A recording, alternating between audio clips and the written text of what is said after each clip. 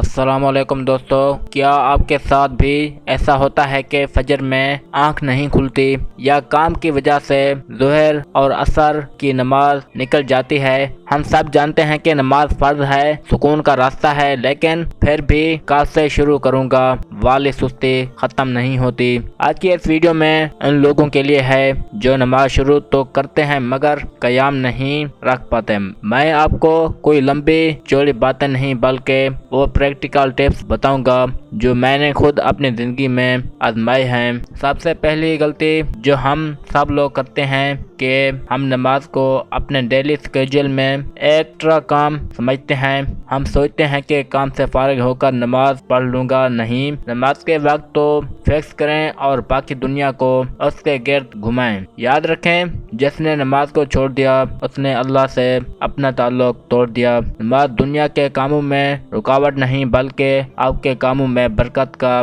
ذریعہ ہے۔ جب آپ یہ سوچ بدلیں گے تو نماز بوجھ نہیں لگے گی۔ اکثر نئے نمازی ایک ہی دن میں 20 رکعتیں پڑھنے کی کوشش کرتے ہیں اور 2 دن بعد تھک کر چھوڑ دیتے ہیں۔ شیطان آپ کو تھکاتا ہے۔ شروعات آسان کریں۔ اگر آپ بالکل نماز نہیں پڑھتے تو پہلے صرف 5 وقت کی فرض پڑھنا شروع کریں۔ اگر آپ بالکل نماز نہیں پڑھتے تو پہلے 5 وقت کے فرض پڑھنا شروع کریں۔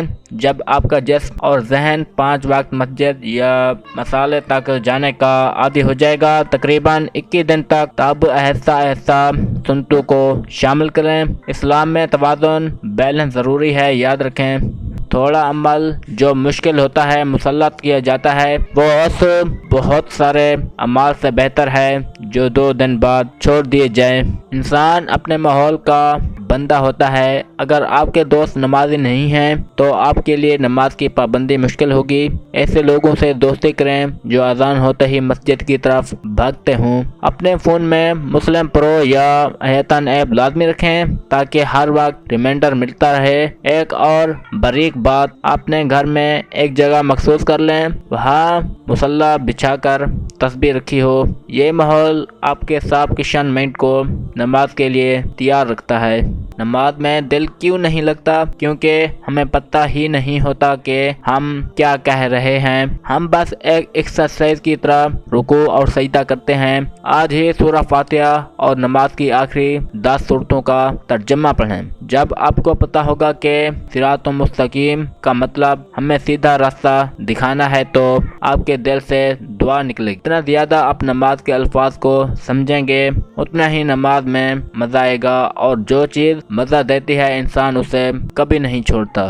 جب بھی نماز قضا ہو جائے اپنے نفس کو سزا دیں۔ مثلا اگر میری عصر قضا ہوئی تو میں آج 100 مرتبہ استغفار پڑھوں گا یا تھوڑا صدقہ دوں گا۔ شیطان کو جب لگے گا کہ اس کی نماز چھڑوانے سے یہ مزید نیکیاں کر رہا ہے تو وہ آپ کو نماز کے لیے خود اکسائے گا۔ اور سب سے اہم بات، اللہ سے مانگنا۔ حضرت ابراہیم علیہ السلام کی دعا، رب اجعلنی مقیم الصلاۃ ومن ذریتی، اے رب مجھے اور میری نسل کو نماز کے پابند بنا۔ یہ دعا ہر نمازی کو بعد میں پڑھنی چاہیے اور مانگنی چاہیے۔ ہمیشہ باوضو رہنے کی کوشش کریں۔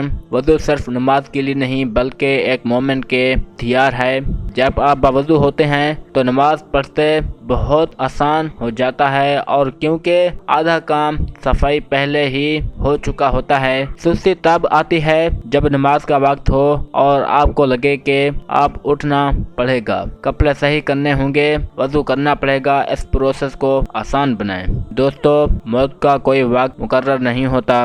قبر میں پہلے سوال نماز کا ہی ہوگا۔ یہ ویڈیو ختم ہوتے ہی اگر اگلی نماز کا وقت ہے تو فوراً اٹھیں اور وضو کریں۔ ہمت مت کریں، مطلب کہ ہمت کریں۔ اگر ایک دن نماز ٹوٹ جائے تو اگلے دن نئے جذبے سے نماز شروع کریں۔ اللہ تعالیٰ توبہ کرنے والوں اور کوشش کرنے والوں کو پسند فرماتا ہے۔